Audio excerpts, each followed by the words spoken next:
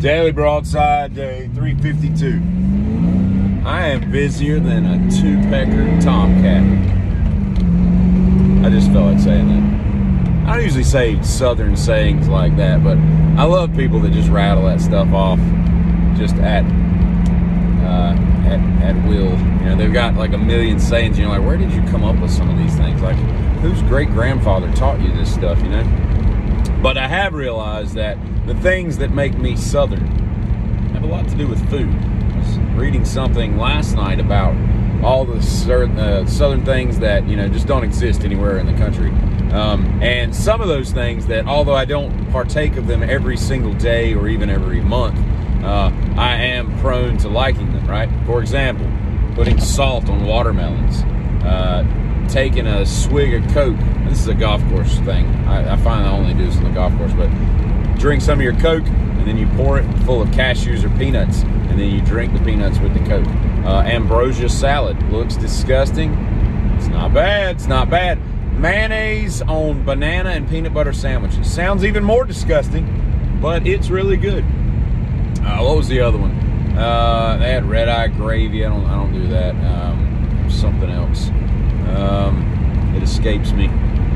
But I'll probably think of it here in a minute. But I don't know what's in the water on the TikTok there, but there's a funny new, well, I guess it's a trend. That or there's just some really weird dudes out there, but it'll be like a picture of some guy with some kind of heavenly, like, what is it, Borealis, the Northern Lights kind of thing, or some heavens opening up, and it'll say something like, Sharon, come home, I miss you and the kids, I've got herpes, or something. You know, it'll be some crazy crap. Or, Sharon, bring the kids back, I love you, my hemorrhoids are gone. And you're like, what in the hell? And then you go to the thing, and I guess people have just taken some weird dude's face and made all, but they're hilarious.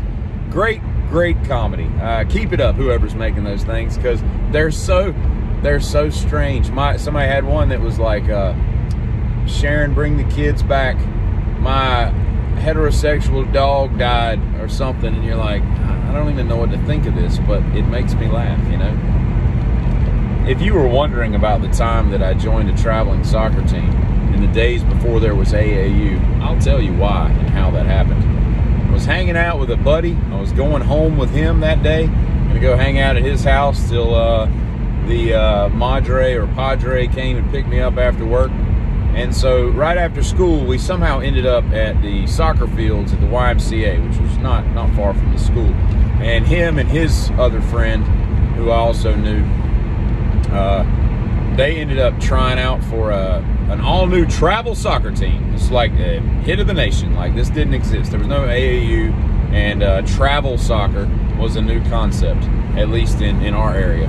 And so they try out. Well, I'm sitting there. I've been playing soccer since like kindergarten or something, so I didn't have anything else to do. So I tried out too, and I was like, all right, have a good one. I'm left-footed, and so I was the only left footer out there, and so we played a quick scrimmage game, did some drills, whatever. I was a left forward. I think they call them strikers now. I don't know. And so like a couple days later, back at the house, and my mom gets a phone call, and I've been selected to be on the traveling soccer team. And I'm like, well, I guess I made the team. Didn't intend to. I was just killing time.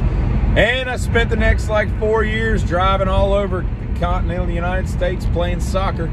Yeah.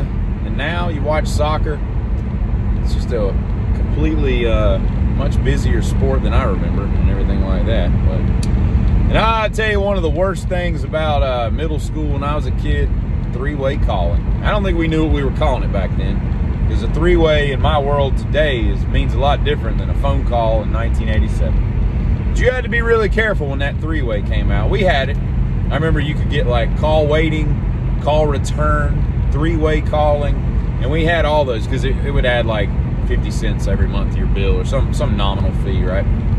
And I remember I got duped a couple times. Some girl would call you, you know, you'd be talking to them, hey, what's going on? And they'd chat you up, and they'd be like, so what do you think about Cynthia? And I don't know why I said Cynthia, because I've never been in school with anybody named Cynthia. All the Cynthias, they're all like at least 74 years old. But they were like, you know, what do you think of, let's use Sharon. How about that? What do you think of Sharon? I'm like, she's cool. Would you like her? I'm like, I don't know. I mean, she's cool. Would you go out with her? Yeah, I'd go out with her. And then you find out that Sharon's listening, and you're like, damn it, girls. So then, all right, fool me once. From then on out, it's close to the vest. You don't reveal your cards. You always assume. And to this day, I assume that I'm on three-way calling anytime I'm talking to anybody. It could be my parents, my children. I assume that they're trying to get me to admit to something that the person on the other third-party line wants to know. Giddy up.